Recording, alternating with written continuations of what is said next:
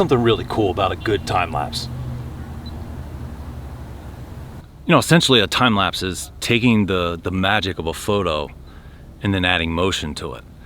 And when a time-lapse is done correctly, man, they can be just very inspiring and look really incredible, no matter whether you're just posting them to your Facebook wall or, you know, rather you're creating them for a film.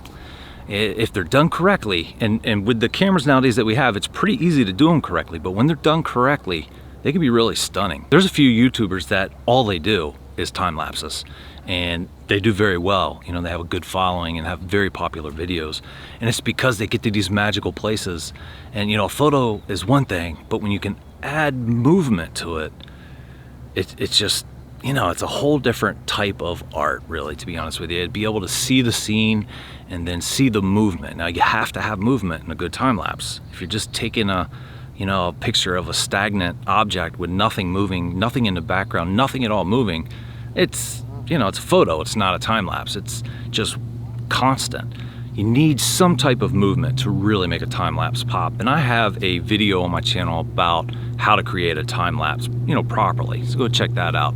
Today what I'm going to do is I'm going to show you how I do time lapses with my my Canon EOS R5. You know, these modern day cameras have these intervalometers that really make this easy. So if you have a nice DSLR, or even your iPhone does it, but if you have a DSLR, specifically the Canon R5, I'm going to show you how to get this done. It works pretty uniformly on the Canon system, so no matter which Canon camera you may have, if it's an older one, maybe not, but definitely all the newer ones will have this easy feature, these menu features where you can just within seconds get a time lapse rolling. Let me show you how I do it on the Canon EOS R5. All right, so on the camera menu system, you go over to screen 5, and there it is, time lapse movie. Enable it. And then you have some options. The interval, you know, I like between 2 and 5 seconds. It really depends on what you're going for, how much movement there's going to be. But down here you can see with that interval, 3 seconds, you're gonna be filming for 10 minutes and you're gonna have a 6-second clip. So that's really nice that it makes it that easy. You can change this interval just by touching it and going up and down. I would suggest going with 3. You know, the faster the movement, the less interval you want. And the slower the movement, the more interval you can add.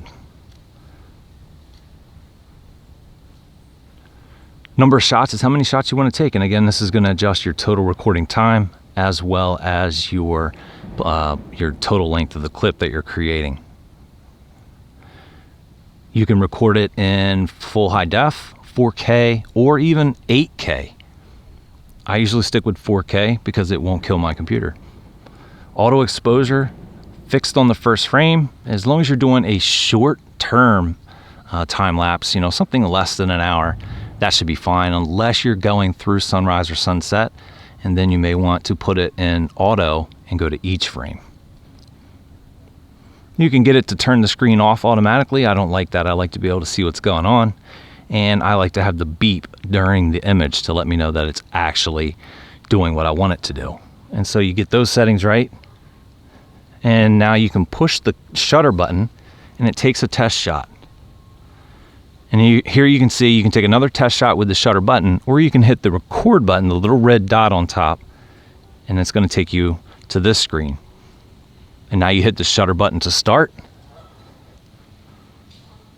and it just automatically goes. That easy.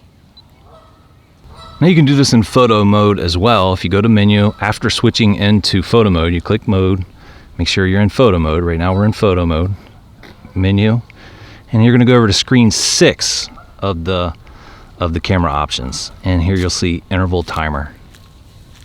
You're gonna enable that. And you're gonna come up with those same options again. You can go to info to change those options. Or you can just go ahead and go if it's already set from the last time that you took a time lapse, and it's, you know, quick and easy.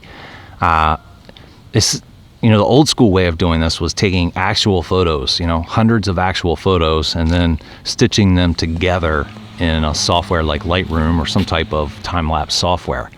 You just don't have to do that anymore with these cameras, and it makes it so nice. And there's really no reason why we're not creating more time lapses. They're so beautiful.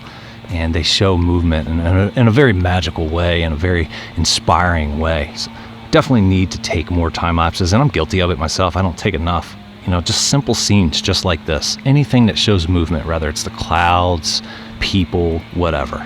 So it's pretty easy. You know, whether you have a newer Canon R5 like me, or you have an older, say like 80D, I've used that before. That was my first, what I would say is a nice camera.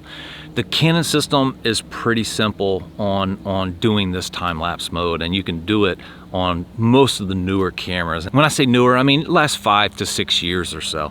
You're gonna have that option in the menu system on a lot of their cameras, but specifically here on the R5, it's so easy. So if you have a Canon R5, that is how you do a time-lapse movie. 2 different ways. They are both about the same. The only difference is which, you know, mode you're in, whether you're in camera, or video mode, or photo mode. Guys, I really appreciate your time. I hope you got something out of this video. I hope you can put out some awesome time lapses because of this. Please tell me down in the comments below if you have any suggestions or tweaks on how you do time-lapse movies. I'll see you on the next video. You guys have an awesome week.